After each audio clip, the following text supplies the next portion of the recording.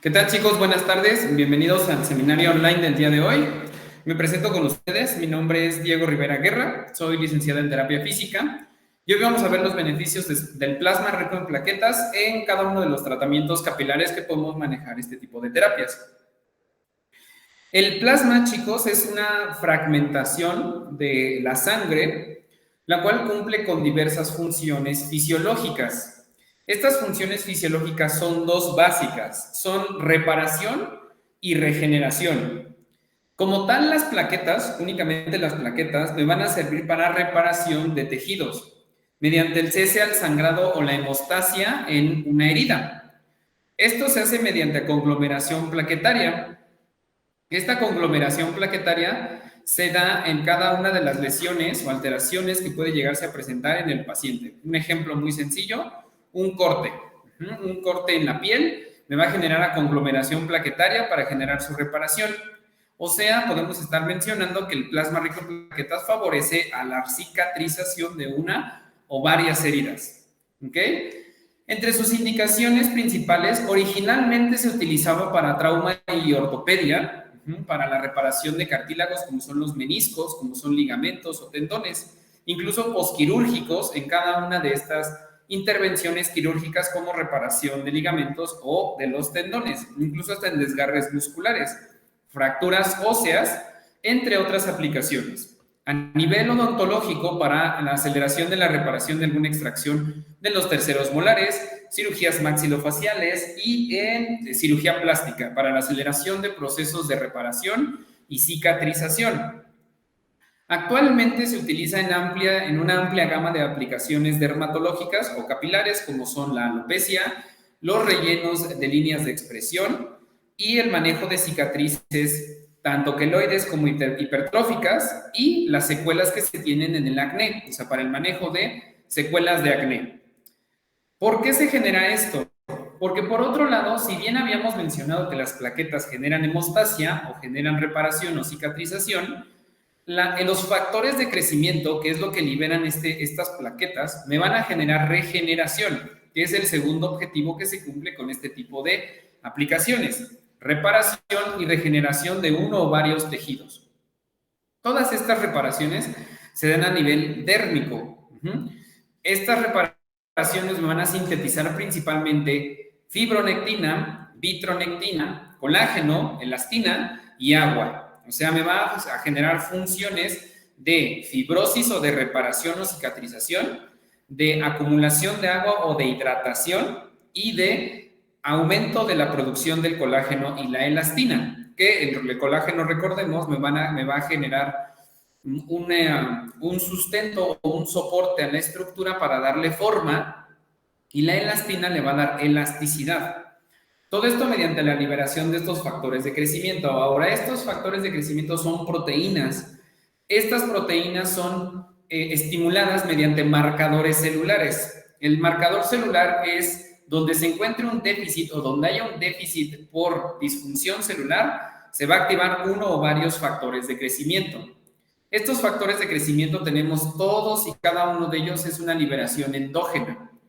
¿Qué quiere decir esta liberación endógena? Que no me genera ningún efecto adverso, ya que es la extracción sanguínea del propio paciente, entonces le estamos aplicando sus propios factores de crecimiento o sus propias plaquetas para generar reparación o para generar una regeneración.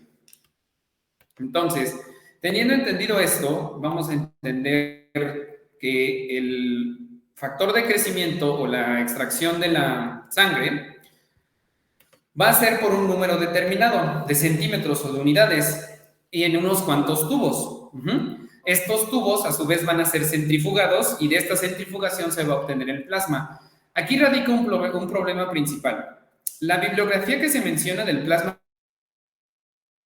rico en plaquetas es muy variable. La aplicación y el método de extracción es muy variable, tanto al momento de las cantidades de sangre como al tiempo de centrifugación, como incluso en una activación o inactivación del plasma rico en plaquetas.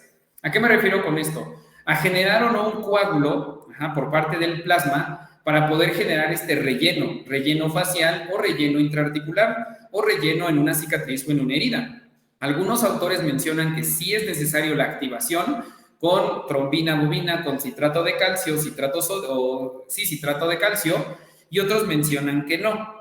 Por experiencia clínica, yo no lo he activado debido a que también el paciente manifiesta cierto grado de dolor a la activación. O de ardor, incluso, que lo desanima un poco a generar esta infiltración intraarticular o infiltración subdérmica hacia la cara. Entonces, en mi experiencia, yo no lo activo y veo resultados favorables. Pero ahí es donde radica el problema de esta terapia. Es muy empírica en algunos casos. De manera introductoria, entonces, el plasma es un producto derivado de la sangre, rico en péptidos y proteínas de señalización intercelular. Recordemos que una proteína me va a dar soporte y sustento hacia una estructura, como la membrana celular, como la capa epidérmica, la dérmica o la hipodérmica. Así como citoquinas, las citoquinas son unidades inmunológicas o células inmunológicas que me ayudan a la antiinflamación o la disminución de la inflamación. Estas y cada una de estas unidades son capaces de intervenir en cada una de las etapas de la regeneración de uno o varios tejidos. Podríamos mencionar que las células del plasma rico en plaquetas son posteriores a las células mesenquimales. ¿Cuáles son las células mesenquimales? Las células madre, las células pluripotenciales, que tienen la capacidad de tener o de diferenciar uno o varios tipos de tejidos. Estas, como tal, no se manejarían como células pluripotenciales, pero algo muy cercano a. ¿Por qué? Porque ellos generan proliferación de tejido específico. O sea, si son tejido muscular lo que necesito reparar, la aplicación del plasma rico en plaquetas me favorece la producción de fibra muscular. Si es un nervio, la producción de fibra neurológica o de tejido neurológico, perdón. Si es de la piel, tejido epidérmico, fibroblastos para generar un rejuvenecimiento o una disminución de la aparición de la línea de expresión. Si es un capilar, como en el caso del pelo, crecimiento del folículo piloso. Principalmente se le han atribuido efectos antiinflamatorios en diversos tipos de lesiones, así como otros efectos biológicos sobre las células y tejidos. A la fecha no existe un protocolo estándar, como ya lo había mencionado, tanto de su producción o la preparación. Tampoco se ha descrito una dosis específica. La forma de aplicación es muy variable y depende de la condición por tratar. Hay muchos factores a tomar en cuenta, no solo la patología base. La edad también del paciente tiene mucho que ver, la alimentación, los hábitos y la presencia o no presencia de una o varias adicciones como al alcohol o como al cigarro. ¿Por qué? Porque esto tiende a minorar la producción de factores de crecimiento y de proteínas de reparación. Entonces, sí son más factores los que tienen que ver para la efectividad o tienden a modificar la efectividad de mi tratamiento en el paciente.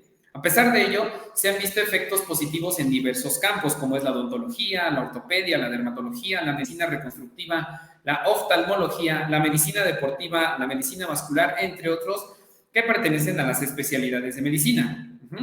De hecho, aquí hay que mencionar, chicos, que la aplicación de plasma rico en plaquetas no solo es una aplicación cosmetológica o dermatológica, sino originalmente es una aplicación médica y clínica, por lo cual siempre una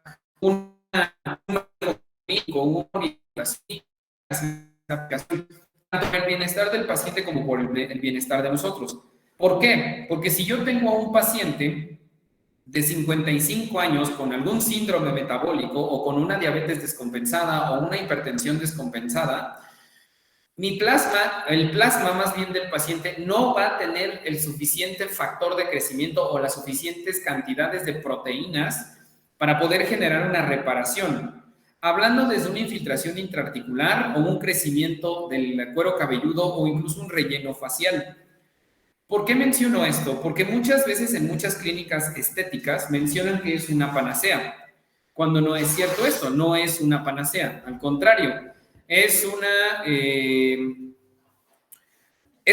una aplicación clínica que, como todo manejo clínico, tiene sus indicaciones y sus contraindicaciones. Algo que acabo de mencionar yo, por ejemplo, el síndrome metabólico, la obesidad o la hipertensión descompensada es una contraindicación del paciente, así como trombocitopenias o déficit del conteo plaquetario o déficit de la coagulación o incluso una anemia ferropénica o hemolítica. O sea, cualquier trastorno en sangre ya me impide el uso del plasma rico en plaquetas. ¿Por qué? Porque es muy poca su efectividad. Me preguntan, por ejemplo, ¿la mezcla del PRP con biotina se podría funcionar para el crecimiento de cabello en el caso de la alopecia? Aquí hay dos factores a tomar en cuenta. Uno, el plasma rico en plaquetas no se debe de combinar por nada. ¿Se puede acompañar con biotina por vía oral? Sí, eso es completamente diferente. Sí se puede acompañar por vía oral, pero o incluso por infiltración de colágeno en algunos casos. Pero no se puede combinar el plasma rico en plaquetas con absolutamente nada. ¿Por qué? Porque pierde su pureza y pierde su efectividad. Otra, depende mucho del tipo de alopecia. Si es androgénica, si es areata o si es un efluvio heterogénico o aterogénico. En estos dos casos, los efluvios son trastornos derivados tanto del embarazo, por ejemplo, en el efluvio teratogénico es por un embarazo. Una vez que haya concluido todo el proceso de los 9 meses, la mujer o la que estaba embarazada recupera su cuero cabelludo, recupera el crecimiento capilar sin ningún problema. En el efluvio heterogénico es un paciente con cáncer que debido a la quimio o la radio tiene pérdida del cuero cabelludo. Igual, si retiramos el tratamiento una vez que haya concluido dicho tratamiento y no tiene reincidencia el paciente oncológico, le va a volver a crecer el cuero cabelludo sin ningún problema. En el caso de la alopecia androgénica es un déficit hormonal, es un trastorno hormonal que se puede presentar en un hombre o en una mujer. En el déficit de alopecia areata es un trastorno que puede ser autoinmune o que puede ser incluso por estrés. Tenemos que determinar esas dos cosas. Uno, que el plasma nunca se combina y dos, el tipo de alopecia que podemos tratar. Hay un cuarto tipo en la alopecia que es la alopecia cicatrizal, la cual ya no tiene crecimiento, este tipo de cuero cabelludo. Entonces, ahí el factor de crecimiento no nos va a ayudar en absolutamente nada. Su regulación es muy diversa a nivel internacional. Aunque hay expectativas con el tratamiento de plasma rico en plaquetas, no hay suficientes ensayos clínicos lo suficientemente robustos que brinden un alto nivel de evidencia para validarlo como un tratamiento de rutina frente a determinada condición clínica. Como lo acabo de mencionar, chicos, desafortunadamente para el plasma se utilizan muchos tratamientos empíricos, como a mí me enseñaron que es plasma con colágeno, plasma con ácido hialurónico, para un relleno facial, por ejemplo, o para un relleno intraarticular. No se ha llegado por eso a una conclusión, tanto incluso en la centrifugación, o el tiempo de centrifugación, como el número de revoluciones por minuto, como la cantidad de sangre extraída. Es más, hasta los tipos de tubos muchas veces tenemos variables. Algunos mencionan que son tubos de tapa azul con citrato sódico, otros mencionan que son de tapa de color lila con EDTA. Algunos incluso mencionan que los dos tipos de tubos pueden ser viables para el paciente, pero sí hay variables en la finalidad del tratamiento, incluso en la concentración del plasma rico en plaquetas. De ahí que no se tenga un protocolo estandarizado para poder llevar este tipo de tratamientos a buen puerto. Más la variable que les acabo de mencionar del paciente que estamos teniendo nosotros. Como tal, estas plaquetas, pues vamos a tener factores de crecimiento. Como lo menciono aquí, no solo tenemos plaquetas, sino también además está formado por plasma, leucocitos, factores de crecimiento, proteínas de secreción y todos los componentes de la cascada de la coagulación cuando estamos tratando de estimular una cicatrización de herida. Por ejemplo, en el caso de úlcera de pie diabético o úlcera varicosa, depende también del grado de úlcera varicosa y la úlcera de pie diabético. Si presenta infección o no presenta infección, son factores que siempre vamos a determinar para poder generar este plasma rico en plaquetas en pro de la cicatrización de una herida, incluso también en un paciente quemado, si llegamos a hablar de ellos. Estos factores de crecimiento tienen un papel trascendental en el proceso de cicatrización, como el factor de crecimiento derivado de las plaquetas, el factor de crecimiento transformador beta, el factor de crecimiento vascular endotelial, entre otros que son capaces de estimular la proliferación celular. Aquí me detengo un poco, chicos. Esto que están viendo aquí serían los objetivos de la aplicación del plasma rico en plaquetas. 1. La proliferación celular para favorecer a la regeneración o la reparación de una herida. 2. La quimiotaxis, que es una regulación en la respuesta inmunológica, mediante marcadores químicos que me favorecen a la fagocitosis, que es una regulación de la respuesta inmunológica. 3. La remodelación de la matriz extracelular, que es la reparación de una herida, ya sea en un hueso, en un músculo o en la piel, y la angiogénesis, que es la producción de nuevos vasos sanguíneos, principalmente los vasos capilares, para poder lograr un mayor riego sanguíneo a la zona y una mejora de la distribución de oxígeno y nutrientes o del intercambio de gases en estas zonas que ustedes están tratando, llámese piel, llámese hueso, llámese músculo, llámese crecimiento capilar, en cabello o barba. Esta tabla que tenemos aquí son todos y cada uno de los factores de crecimiento que se encuentran involucrados en la cicatrización de las heridas, aunque también en regeneración de tejido. De aquí cabe mencionar, o los más importantes son el factor de crecimiento epidérmico, porque este es el que siempre se va a exacerbar en un rejuvenecimiento facial. Su fuente principal son las plaquetas y su acción es el aumento de la síntesis de colágeno y una epitelización de la piel. Por esta primera acción, el aumento de la síntesis de colágeno, es que me genera un rejuvenecimiento facial. También tenemos un factor de crecimiento del fibroblasto, que su fuente principal son fibroblastos, endotelio, músculo liso y condrocitos. Su acción es un aumento en la angiogénesis, proliferación del fibroblasto y de los queratinocitos. Estos dos entrarían directamente con un rejuvenecimiento facial. El crecimiento del hepatocito, son macrófagos y fibroblastos, su fuente principal. Ese aumento de la angiogénesis, proliferación de fibroblastos y queratinocitos, igual que el factor de crecimiento fibroblástico, el insulinoide tipo 1 y el insulinoide tipo 2. Ellos dos me generan proliferación de fibroblastos, síntesis de colágeno y epitelización, y proliferación de diversos tipos de células. El número 2, porque es de origen fetal, entonces es el más cercano al que tenemos a las células madre. El siguiente es el factor de crecimiento del queratinocito, que su fuente principal son los fibroblastos, y la acción es el aumento de la proliferación de los queratinocitos, un rejuvenecimiento facial. Factor del derivado de plaquetas, su fuente principal son plaquetas, macrófagos, musculatura lisa, el endotelio y los fibroblastos. Su acción es aumento de los macrófagos, aumento de la respuesta inmune para favorecer la disminución de la inflamación, migración de fibroblastos y células musculares lisas, así como síntesis de colágeno. Factores de crecimiento como los transformantes alfa y los transformantes beta, ambos vienen con la misma función o similar su función, que es aumento de los queratinocitos y fibroblastos, aumento de la angiogénesis, fibroblastos, colágeno y disminución de la beta. Es muy importante porque previene la fibrosis.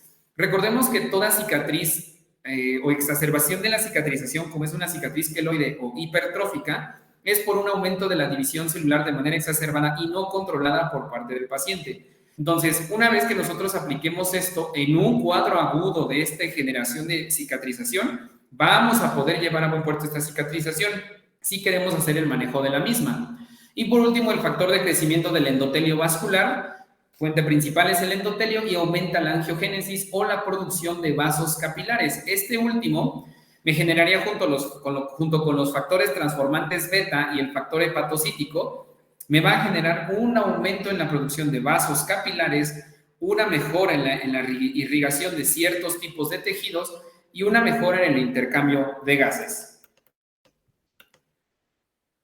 Las plaquetas, todos y cada uno de estos factores, chicos, siempre los vamos a tener en el organismo. Estas plaquetas son principalmente conocidas por su papel en el proceso de la hemostasia, que ya lo había mencionado, es el cierre o el cerrado o el parado de un sangrado. Contribuyen a evitar la pérdida de sangre en las zonas vasculares heridas. De hecho, una respuesta inmunológica parte a través de este taponamiento plaquetario. Una vez que se haya taponeado estas plaquetas, lo que sigue es neutralizar y eliminar cualquier agente patógeno que haya entrado a través de esa herida para evitar o prevenir una infección de origen de esta herida. Posterior a esto tenemos tres fases. La primera es la proliferación de células como las plaquetas, macrófagos, leucocitos, neutrófilos, fibroblastos. Esta proliferación me sirve para, 1, disminución de alguna actividad patogénica. 2, el cierre o la hemostasia de la herida. Y 3, empezar a diferenciar, que sería el segundo paso o el segundo proceso de la cicatrización, la diferenciación celular para ver qué célula va a hacer qué cosa y en qué momento va a determinar o dejar de hacer su producción. Porque se tiene que detener hasta cierto punto una vez que se haya generado esta homeostasia o este equilibrio en esta herida. Y por último tenemos la conclusión o el cierre o la cicatrización de la herida. Son esas tres fases. Diferenciación o proliferación, proliferación, diferenciación y consolidación de la herida. Esas tres son los procesos básicos de una cicatrización.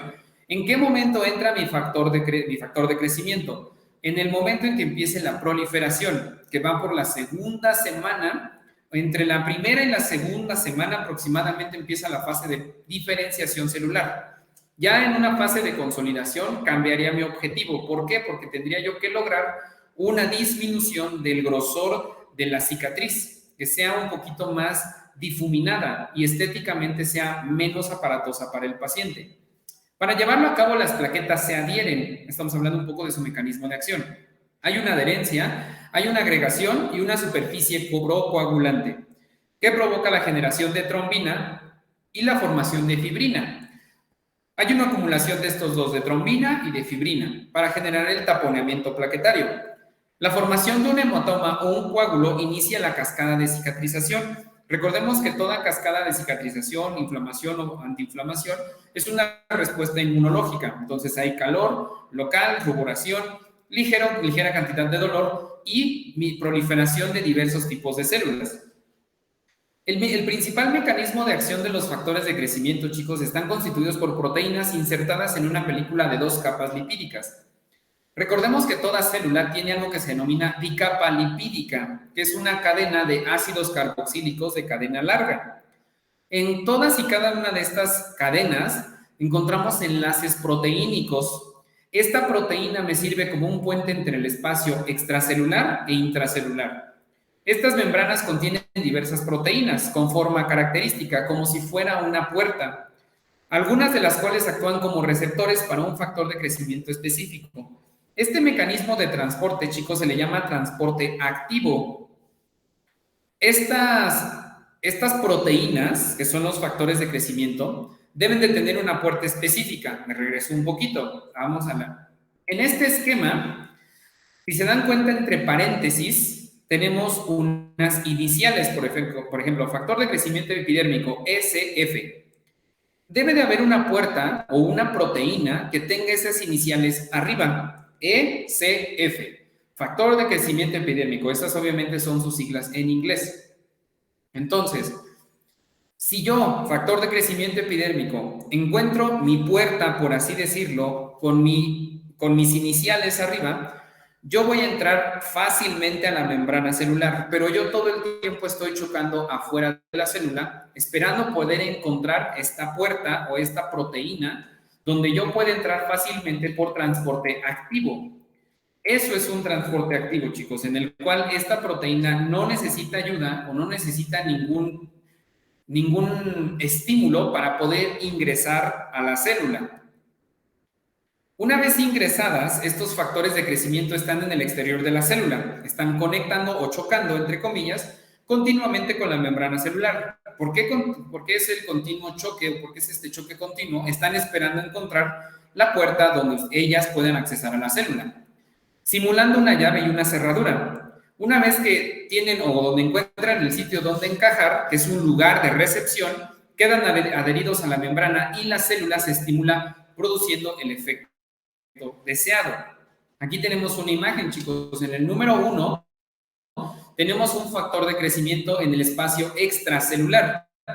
El número 2 es la proteína y el número 3 es la bicapa lipídica o esta bicapa fosfolipídica.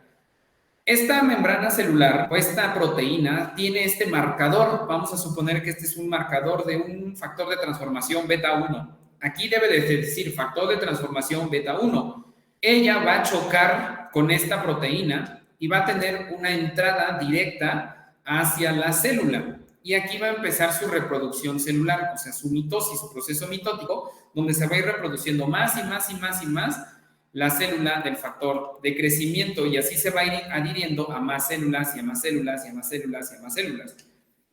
Si lo quisiéramos ver desde otro esquema, el factor de crecimiento me va a servir para un tejido injurado o un tejido lesionado, injurado, lesionado, como le querramos decir, va a segregar plaquetas.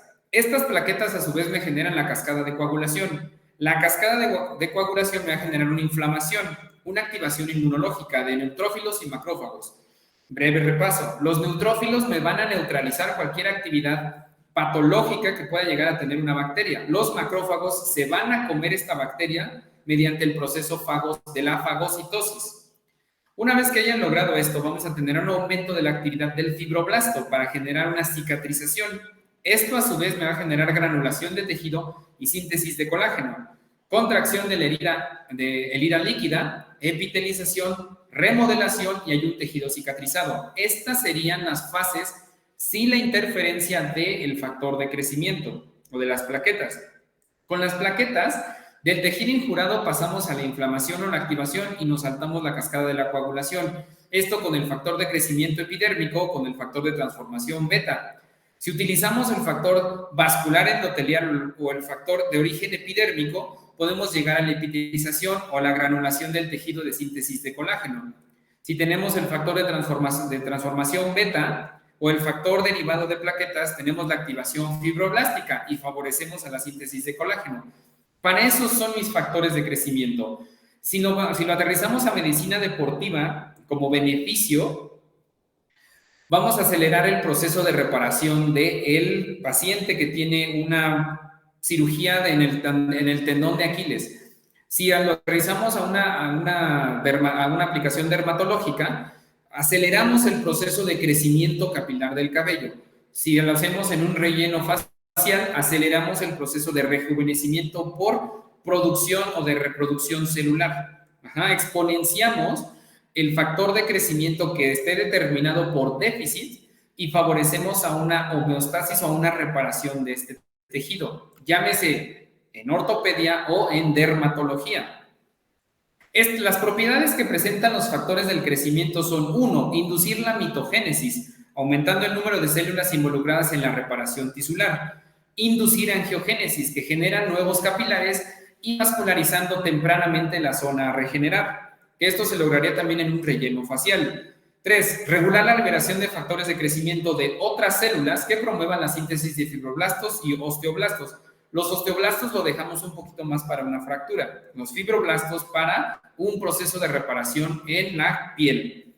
4, acelerar los efectos de los factores de crecimiento de otras células, ya que las plaquetas desencadenan este proceso de regeneración, pero su vida no supera los 10 días, por lo tanto su acción es continuada por otras células, como los macrófagos, que también tienen la propiedad de liberar factores de crecimiento. Una vez estimulada esta liberación de factores de crecimiento, se va a desencadenar una cascada donde se va a seguir reproduciendo estos factores de crecimiento y vamos a seguir teniendo el efecto en el paciente. Es por esto que la indicación de la aplicación de plasma rico en plaquetas para rejuvenecimiento facial es durante 3 sesiones. Estas 3 sesiones las dividimos una al mes. O sea, tenemos 3 meses de tratamiento para el paciente. Por ejemplo, hoy, miércoles 13 de octubre del 2021, le aplico a un paciente su relleno para rejuvenecimiento facial. Su siguiente sesión va a ser el 13 de noviembre del 2021 para su segunda aplicación y la tercera aplicación para diciembre, el 13 de diciembre del 2021, para concluir su primer ciclo de tratamiento. Yo al paciente, dependiendo de la alteración, dependiendo de la patología, dependiendo del objetivo que quiere el paciente, lo dejo descansar de 1 a 3 meses. Posterior a este descanso, volvemos a empezar con el mismo ciclo, 3 aplicaciones, 1 por mes. Yo por lo general a mis pacientes les dejo 3 ciclos de tratamiento, o sea, un tratamiento de 9 meses, donde se puede ver también acompañado con dieta, ejercicio, aplicación de mascarillas, aplicación de aparatología para darle mantenimiento al relleno facial que le estoy generando. Lo mismo pasaría para la aplicación capilar, o sea, lo mismo pasaría para el cabello. Se le da mantenimiento con aparatología, con mesoterapia, con mascarillas, con estimuladores del crecimiento capilar o estimuladores del rejuvenecimiento facial, para poder generarle un control durante este tratamiento de 9 meses. Ahora, aquí es algo muy importante, chicos. ¿Qué va a determinar mi efectividad? 1, la edad y el sexo. Después de los 55 años disminuye la producción de la somatomedina C. y el factor de crecimiento derivado de plaquetas beta o el factor transformante beta, necesarios para el estímulo de los fibroblastos. Entonces, por indicaciones, chicos, mi paciente no debe de ser mayor de 55 años. ¿Por qué? Porque se va a ver aminorado la efectividad del plasma rico en plaquetas. 2. Las mujeres consiguen concentraciones de PRP de 5 a 7 veces mayores que los hombres. Eso es un dato muy importante. Si yo tengo pacientes femeninos, voy a ver mayor efectividad que en el paciente de sexo masculino. A la activación del plasma rico en plaquetas sería otro factor. El término de activación se refiere a dos procesos que son claves que se inician durante la preparación del PRP. El primero es la degranulación de plaquetas para liberación de factores de crecimiento a partir de gránulos alfa. Esto es un proceso endógeno. El segundo, excisión o separación de fibrinógeno para iniciar la formación de matriz. Esto ya es una vez infiltrado, lo que permite el anclaje de las plaquetas a la fibrina y limita la secreción de moléculas al sitio elegido. Ahora, esta activación, chicos, me voy a adelantar un poco, es mediante estas dos sustancias. Repito lo que mencioné al inicio, yo no activo el plasma rico en plaquetas, pero de todos modos se les menciona. El primero es el cloruro de calcio al 10%, es el más utilizado. Por si que lo van a aplicar ustedes, o sea, lo van a activar, la cantidad de aplicar depende del fabricante, o sea, depende de la ámpula, pero se sugiere una relación de 1 a 5 con el volumen de PRP. Si son 5 centímetros o 5 mililitros de PRP, se le coloca 1 centímetro o 1 mililitro de cloruro de calcio al 10%. Una parte del cloruro de calcio por 5 partes de plasma rico en plaquetas. Una vez activado, chicos, se les genera un coágulo, y este coágulo es lo que ustedes van a meter a través de las diversas líneas de expresión que quieran tratar, o en los capilares del cuero cabelludo, o por vía intraarticular. El otro es la trombina bovina. Aquí igual hago un paréntesis. La trombina bovina hay que tener mucho cuidado porque nos puede generar una respuesta antigénica, o sea, una respuesta anafiláctica o una respuesta inmunológica, como le quieran llamar. ¿Por qué? Porque esta es una derivada de una res, obviamente, y me puede generar enfermedad de las vacas locas. Entonces hay que tener cuidado con este tipo de aplicaciones. Se utiliza siempre, o sea, de un 100%, el 95-96% de las ocasiones se utilizan para la activación del cloruro de calcio, y el otro 4% la trombina bovina. Es muy escaso el uso de la trombina bovina. Se usa sola o en combinación con el cloruro de calcio. Tiene un comportamiento similar, buscar generar un coágulo del plasma, con la desventaja de que la trombina puede inducir una respuesta antigénica. Otro factor también a tomar en cuenta, chicos, es que lo que mencioné hace rato, por ejemplo, me habían preguntado si se puede combinar con biotina el plasma rico en plaquetas, teniendo entendido que es para infiltración subcutánea. No se puede combinar con nada. ¿Por qué? Porque debe ser lo más puro posible. Entonces aquí chocaría también con la activación que se segrega con el cloruro de calcio con la trombina bovina. Refieren que con el cloruro de calcio hay una activación, hay un aumento considerable en la producción del factor de crecimiento, pero es momentáneo. Con momentáneo me refiero que va de 24 a 48 horas este aumento de la producción de los factores de crecimiento, y posteriormente baja a un estado basal o un estado normal, o sea, como si no hubieran hecho nada. En el caso de la no activación, se sugiere que tarda más, o sea, puede ser de 5 a 10 horas el que empiece la síntesis de colágeno nativo tipo 1, y que de ahí se desencadenen procesos de una duración más extensa. No se ha llegado a una conclusión.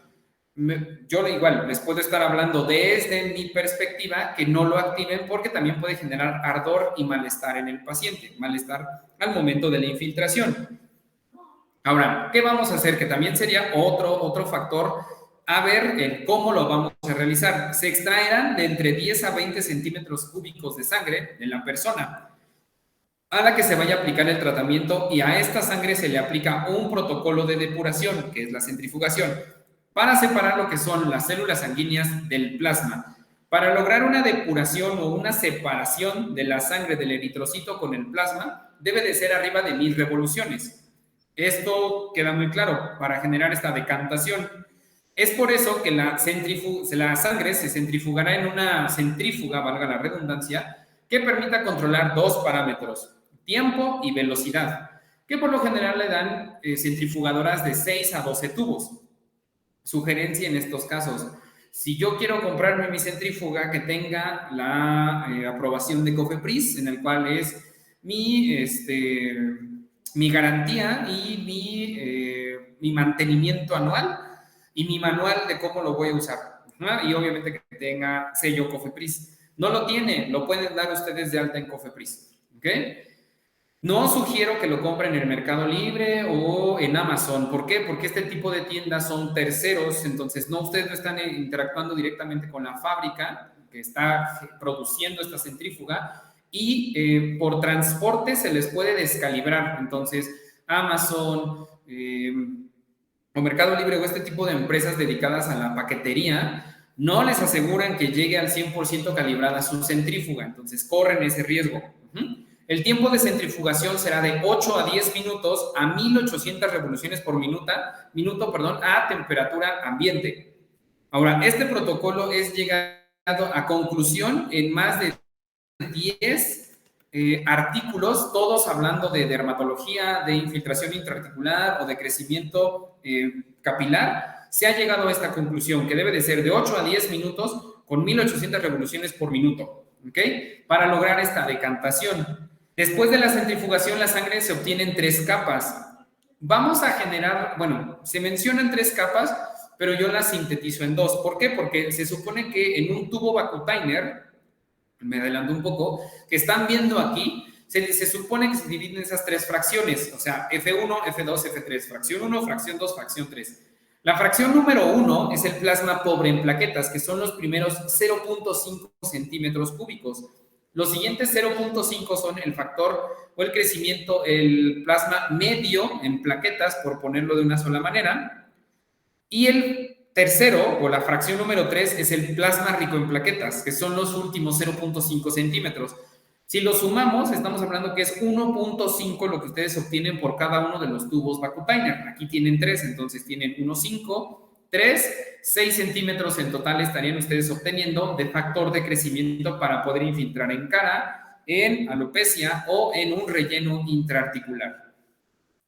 La extracción, chicos, se va de abajo hacia arriba. ¿A qué me refiero con esto? Mi aguja debe de tocar o debe de llegar a primero extraer el factor de crecimiento, el factor rico en plaquetas, pero no puede tocar ni el hematie ni los leucocitos. ¿Por qué? Porque se contamina y ese tubo ya no sirve.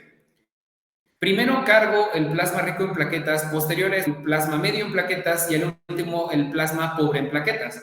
Sí tienen sus indicaciones. El plasma medio como tal yo no lo considero por el tipo y porque están muy pegados tanto el rico como el pobre, pero el factor pobre es rico en fibroblastos, entonces el factor pobre en plaquetas me sirve para cicatrización o aceleración de una cicatrización, mientras que el plasma rico en plaquetas me sirve para liberación de factores de crecimiento.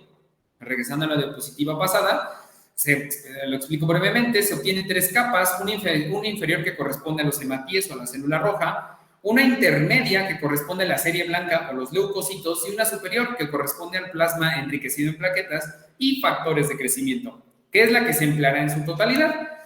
O sea, de los 4 tubos utilizamos los 4 tubos sin ningún problema y se infiltran de manera subcutánea. Aquí está la técnica de aplicación. Varía de acuerdo con la indicación. La técnica más empleada en dermatología, que es la aplicación en tratamientos capilares, es la mesoterapia, que puede realizarse con agujas específicas de 4 milímetros de longitud y calibres entre 27G y 30G. O sea, 27G por media, 30G por media. Ojo, aquí menciona o agujas hipodérmicas convencionales, que son los que hacemos extracción sanguínea, cuidando que el nivel de inyección sea intradérmico. Hay que tener muchísimo cuidado si llegamos a utilizar las hipodérmicas. ¿Por qué? Porque son muy agresivas con el paciente. Podríamos generar una lesión considerable, sobre todo tomando en cuenta la cara, porque tenemos arterias principales que conectan con toda la cara, que es la arteria facial. Dentro de la aplicación dermatológica para relleno facial tenemos algo a la altura de los surcos nasogenianos, nasolabiales y el mentón, que se lo conoce como triángulo de la muerte. ¿Por qué se le conoce de esa manera? Si hacemos una mala aplicación, una mala angulación de la infiltración, podemos llegar a chocar con esta arteria, la arteria facial. Esta arteria facial me conecta directamente con el encéfalo, o sea, con el cerebro, lo cual ustedes ingresarían un producto que me generaría un émbolo en el paciente o un coágulo que iría directamente a parar al cerebro y le generaría un evento vascular cerebral de origen isquémico. Le taponearían una arteria y lo pondrían grave, en un estado muy, muy, muy grave. Lo mismo pasaría si ingresan una burbuja de oxígeno lo suficientemente grande, generarían un embolo gaseoso y que tendrían las mismas consecuencias, un evento vascular cerebral o un derrame cerebral, como le quieran ustedes denominar. Hay ciertas zonas en la cara que se deben de respetar y que se deben de manejar con determinado calibre. Es por eso que se mencionan estos calibres de 27G por media y 30G por media. La hipodérmica yo no la utilizo para nada, se las menciona la bibliografía, pero como bien menciona la bibliografía, cuidado que el nivel de inyección sea intradérmico. Una infiltración intradérmica, chicos, va de 25 a 10 grados, incluso hasta 0 grados. Las demás, 75 o 45, puede ser para una intravenosa, por ejemplo, o 90 grados, que es para una intramuscular. Esas no las utilizamos para nada en aplicaciones de plasma rico en plaquetas, para relleno plaquetario en cara o para relleno en capilares, ¿okay? Para crecimiento de barba o de cabello, nunca lo vamos a utilizar a 90 grados porque podemos llegar a generar una laceración de las arterias en la cara. ¿Qué indicaciones vamos a tener? Bioestimulación cutánea, o sea, es antienvejecimiento, estrías y cicatrices, vehículo para stem cells, que son células madre, estimulación de células pluripotenciales abundantes en el tejido graso, úlceras por decúbito, venosas o diabéticas, cualquiera de estas tres, quemaduras, implantes capilares y autoinjerto graso, como es la lipotransferencia. Pero en el caso de la lipotransferencia, para acelerar la reparación. ¿Qué contraindicaciones, por último y para terminar, teníamos? Coagulopatías, infecciones locales o sistémicas, embarazos, pacientes que están tomando en ese momento anticoagulantes o antiinflamatorios no esteroideos, también denominados AINES, déficit inmunológico, colagenopatías, enfermedades crónicas descompensadas, como poner un ejemplo, la diabetes mellitus.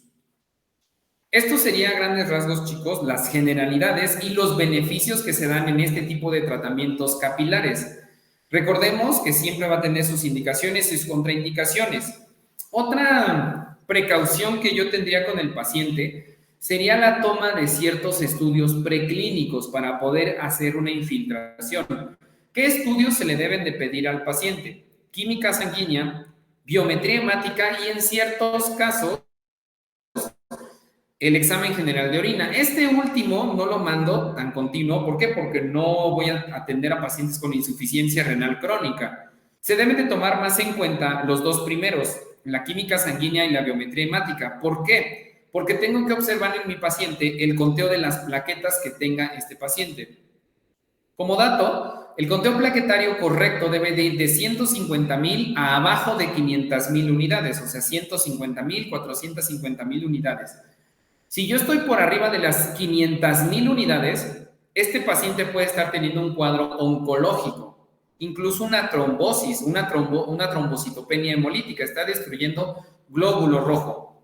Si yo tuviera un déficit, por ejemplo, estoy hablando que mi paciente tiene abajo de 140,000 unidades, tiene 100,000, 90,000 unidades de plaquetas, estamos que este paciente tiene anemias, entonces tiene un trastorno con la coagulación, probablemente tiene una anemia ferropénica, tiene un déficit de un mineral esencial para la producción del glóbulo rojo. ¿Qué me quiere decir esto? Que mi paciente va a tener inhibida la efectividad del plasma rico en plaquetas y no le va a servir para nada, ¿ok? Con esto terminaríamos el día de hoy, chicos, tomando en cuenta esto que les acabo de mencionar.